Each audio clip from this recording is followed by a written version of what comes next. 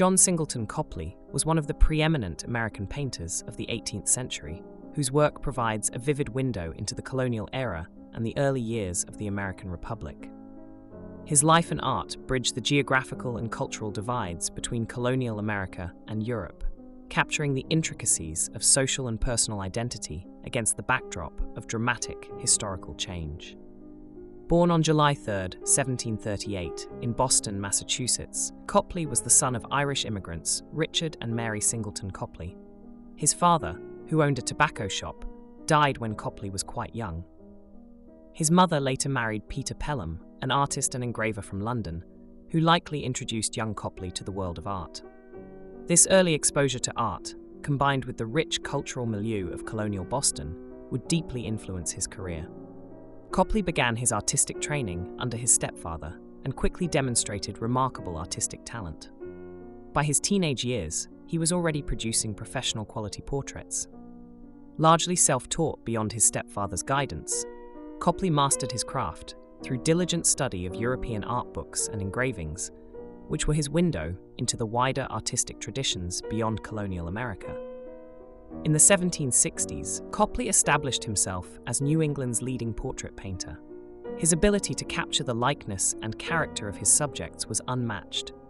His portraits were known for their meticulous detail, rich colors, and sophisticated use of light. These works were more than mere records of individual appearances. They were profound reflections of personal status, character, and the nuances of colonial and emerging American identity. Among his notable works from this period are portraits of important colonial figures such as Samuel Adams and Paul Revere. The portrait of Revere, painted in 1768, is particularly celebrated, depicting the silversmith in casual attire, seated at a table and holding a teapot, which subtly hints at Revere's radical political leanings and the burgeoning American discontent with British rule. Despite his success in America, Copley felt constrained by the limited artistic resources and patronage in the colonies. Encouraged by correspondences with artists and patrons in Europe, he became increasingly eager to pursue opportunities abroad that would allow him to refine his craft. In 1774, amidst growing political unrest in America, Copley left for Europe, never to return. Upon arriving in Europe, Copley spent some time in Italy, studying the masters of the Renaissance and Baroque periods, whose influence would later permeate his work. However, it was in London that he would ultimately settle and establish his new home. His ambition was to succeed as a history painter, a genre considered the most prestigious at the time. He hoped to achieve the kind of recognition that portraiture, his specialty in America, was less likely to afford him in Europe. Copley's transition from portraitist to history painter was marked by his ambitious painting Watson and the Shark, 1778, which depicted the harrowing rescue of Brooke Watson from a shark attack in Havana Harbor.